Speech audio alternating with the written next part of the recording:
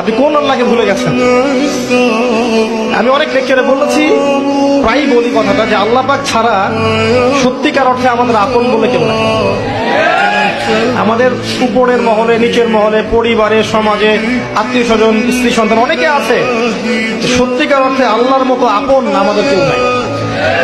এরা সবাই যদি আমাদেরকে ফিরিয়ে দেয়, আল্লাহ পাক আমাদেরকে ফেরাবেন না। যুবক ভাই, এসব জেনা ছেড়ে দেন।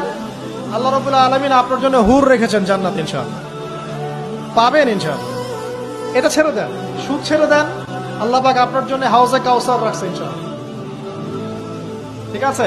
অন্যায় পাপ ছেড়ে দেন, আল্লাহ রাব্বুল আলামিন আপনার জন্য জান্নাত রেডি করে রাখছে ইনশাআল্লাহ।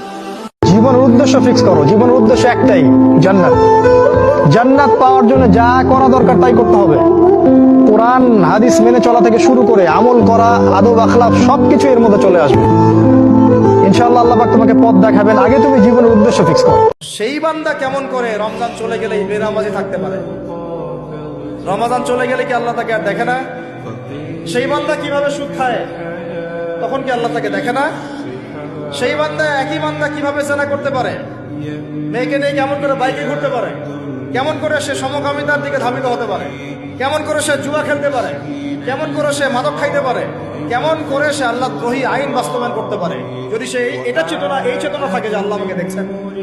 হে নবী, আপনার উম্মতকে জানিয়ে দিয়েন যে জান্নাত হচ্ছে একটা উর্বর জায়গা। জান্নাতের অনেক জায়গা ফাঁকা পড়ে আছে। আপনার উম্মতকে জানিয়ে দিন, এই ফাঁকা জায়গাগুলোতে তারা যদি গাছ লাগাতে চায়, তাহলে যেন পড়ে সুবহানাল্লাহ, আলহামদুলিল্লাহ, ওয়ালা ইলাহা ইল্লাল্লাহ, আল্লাহু আকবার, ওয়ালা হাওলা ওয়ালা কুওয়াতা ইল্লা বিল্লাহ।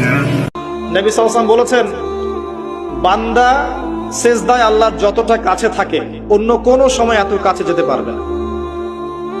আর আমরা কি করে টুক করে সিজদা দিয়ে টুক করে উঠে যাই, একটা দোয়া করার সুযোগ পাই না, চান্সও দেই না।